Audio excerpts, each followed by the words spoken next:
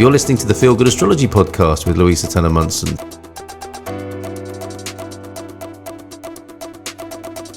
To request your personal reading, go to feelgoodastrology.com.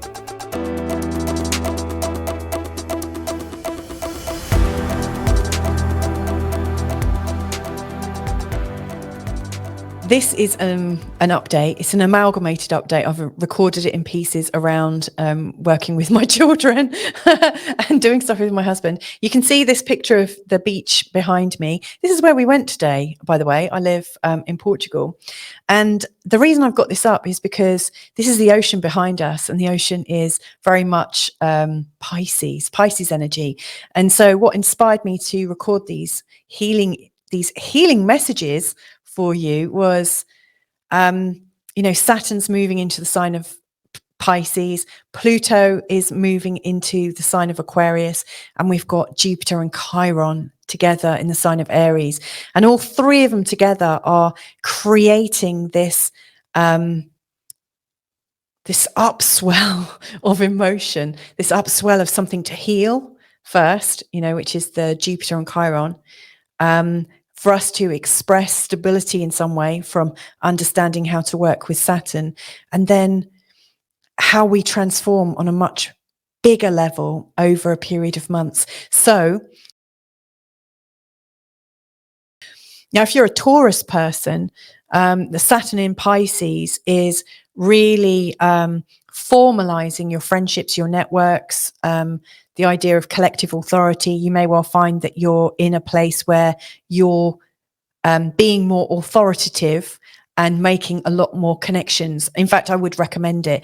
I would say if you're not naturally connecting to people, then you might find the Saturn energy starts to wreck friendships. I think you have to be absolutely vigilant with how you're running your relationships. Because where we're not managing things, Saturn does get a little bit out of control. And so you may find that some of your friendships and networks start to become very authoritative. So the best thing that you can do is show up more in your networks so that nobody starts to take advantage of you. It's about getting those boundaries right. Okay, so Taurus, I was talking in terms of where Saturn in Pisces is. And obviously, for you, Saturn is now in the 11th house, which is encouraging you to connect at a slightly more powerful, authoritative level within your networks. And you might find that some of your networks are feeling a little bit tried and tested and a little bit, in need of some inspiration. And so I think that's where your creativity can really come in. But you've also got Pluto in Aquarius, which is going through your 10th house. And that is also going to be playing into this.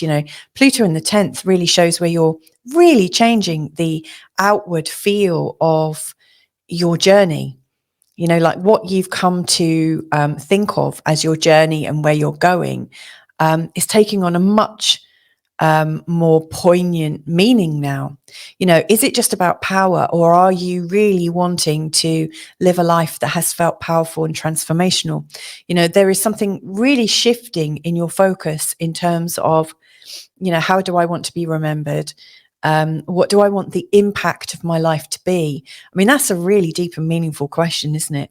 And I'm not surprised that's going on, because right now as well, we've got this infamous that happens every 14 years, this connection between Chiron and Jupiter that's taking place. Well, I mean, it's already coming in. The energy of it's being felt right in the middle of March. And just before that comes in, Saturn's moving into Pisces. And then just after that's moving in, Pluto's moving into Aquarius. And so how this is lining up for you is you're going through some very big internal shifts. There's a lot to heal from your past. There's a lot of blind spots that you've identified about yourself that the more you identify them, the easier it gets. But you may well find, if you're kind of turning a blind eye to things and thinking the best of situations, but not really following your instincts, you might actually do yourself some damage. Like if you have an internal feeling that something's not quite right, it's really important for you right now to follow it up, because otherwise, it will explode or sort of expand at some point anyway. You know, if something's not quite right, if you ignore it, fine, but it will keep coming back until you do notice it. And so I really see there's some blind spot learning going on right now in terms of some of the belief patterns that you've had since birth, probably, or since a traumatic event. And that's coming up, you know, and so that's, I think, inviting you to be more openly vulnerable. And as you're more openly vulnerable, and you're seeing that, you know, some of your networks and some of the companies and friendships and stuff that you keep are a little bit, you know, stayed, a little bit funky, you know, it needs to be freshened up a little bit. You know, you might think in terms of how can I freshen up my, you know, my relationships and my direction in such a way that I'm adding value, that I'm making a lasting impression, which really serves the Pluto that wants to be expressed through your 10th house. So I would, if I was in your shoes right now, Taurus, knowing that we're going into this period of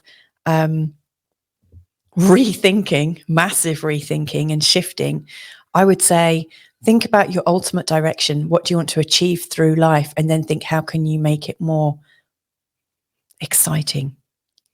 You know, how can you invite people to join you on your mission? And that is where you refresh your friendships. Anyway, I hope that's helpful.